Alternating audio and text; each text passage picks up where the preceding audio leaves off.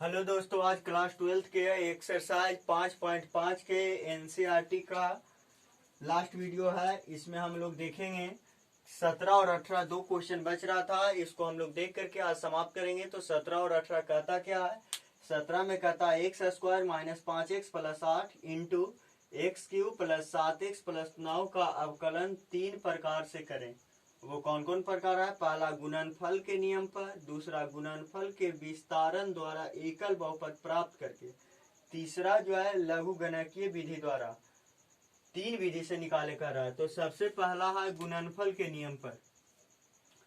तो आप लोग एक पद को u और दूसरा पद को v मान करके इसे अवकलन कर लें और अवकलन करने के बाद गुणा कर लीजिएगा, क्योंकि लास्ट में यह भी सत्यापित करें कि तीनों विधियों से उत्तर एक ही होगा। तो सबसे पहले इसको u मान लीजिए और इसको v मान के अवकलन कर लीजिए। उसके बाद दोनों हर जगह जहां गुना होता है गुना करके एक एक पद में ले आइए। क्लियर? दूसरा नियम कहता है गुणनफल के विस्तारण द्वारा एकल बहुपद प्राप्त करके। अब देखिए, पहला नियम में तो किए u भी मान करके, दूसरा कहता है कि नहीं, दोनों को गुना करो पहले गुणनफल के विस्तारण द्वारा, मतलब ये दोनों को पहले गुना कर लीजिए, उसके बाद आराम से अवकलन हो जाएगी। तीसरा कहता है कि ये दोनों खत्म। तीसरा विधि कहता है कि लघु गणकीय विधि का प्रयोग करके। तो लघु गणकीय विधि हम बता देते हैं और आप लोग दो विधि कर लीजिएगा तीसरा विधि से। पहले y बराबर मानिए x square minus 5x plus 8 into x cube plus 7x plus 9। तो चलिए लॉग लगा दीजिए। लॉग y बराबर log x square minus 5x plus 8 into x cube plus 7x plus 9। Log y बराबर log x square minus 5x plus 8 plus log x cube plus 7x plus 9। Into में है तो सब plus में टूट जाता है। उसके बाद इसको अवकलन कर लेना आप लोग का काम है, हम नहीं करेंगे, अपने कीजिएगा। चलिए, थैंक यू। आप इसको क्लियर कीजिए।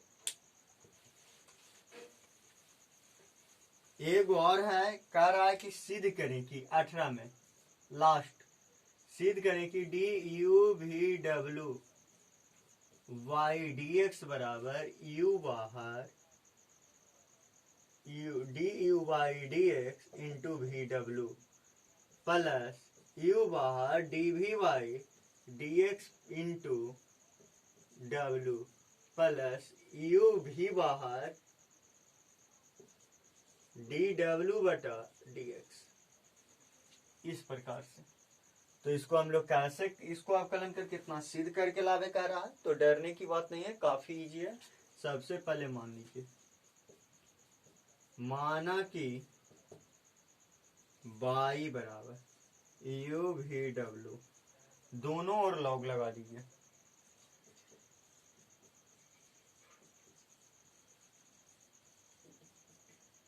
क्योंकि दो से अधिक दिखे लॉग लगा दीजिए। लॉग y बराबर log you v W log y बराबर लॉग यू प्लस लॉग भी प्लस लॉग डब्ल्यू।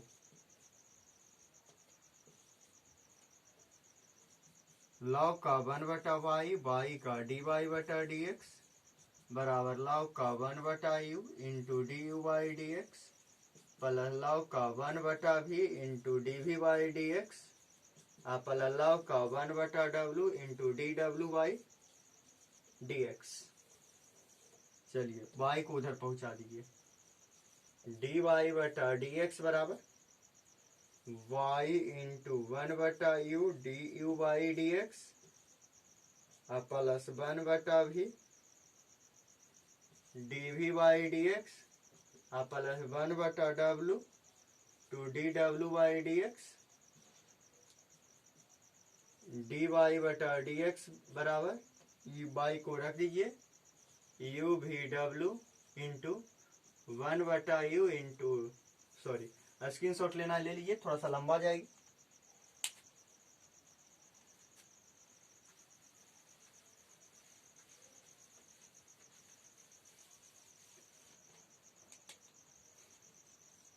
तो डी वाई बटा डी एक्स बराबर यू भी डब्लू into 1/u into D you Y D x plus 1/v into D we Y D x plus 1/w into D W Y D x.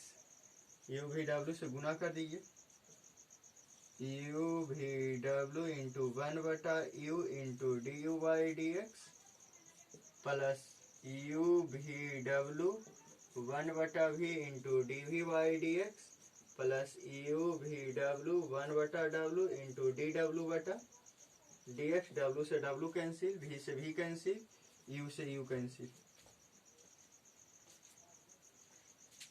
तो ये आ गया। अब देखिए by का value यहाँ भी रख दीजिए, डी यू भी डब्ल्यू अब आई डी एक्स बराबर V W into D you Y D x plus U W into D we Y D x plus you V into D W Y D X. यही तो answer आ गया।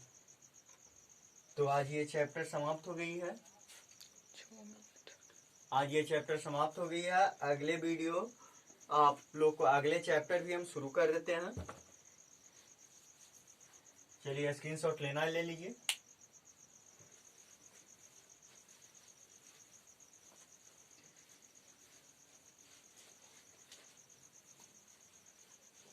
अगले video में आप लोग को जो देखना, अगले जो चैप्टर देखना, एक्सरसाइज 5.6 में है कुछ नहीं, केवल अवकलन करने के लिए ही सीखना।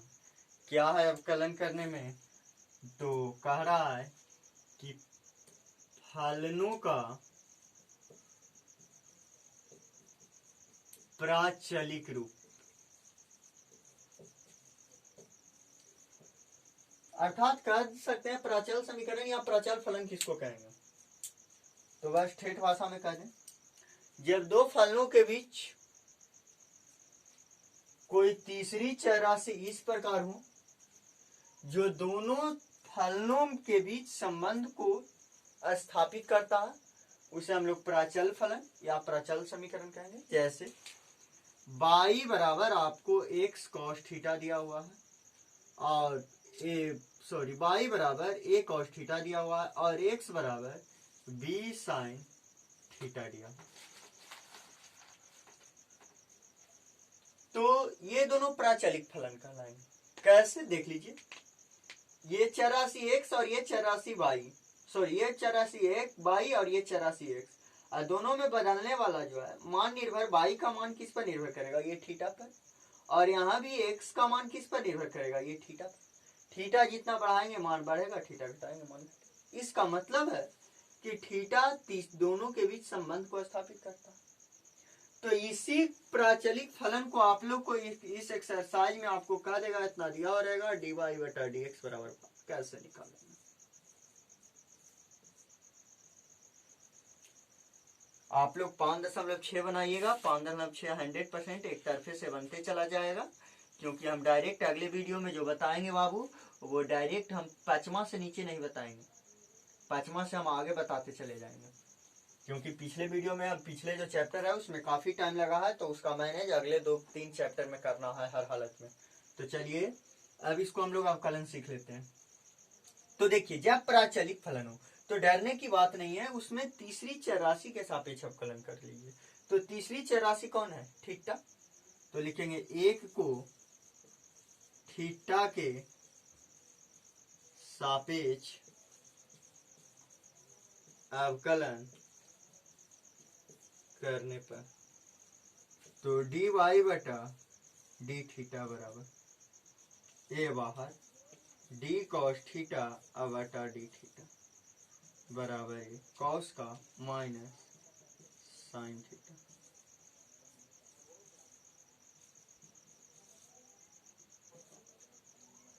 दो को थीटा के सापेक्ष अवकलन करने पर, तो dx बटा डी थीटा बराबर भी साइन थीटा का कॉस थीटा। समीकरण 4। अब देखिए 3/4 कर दीजिए,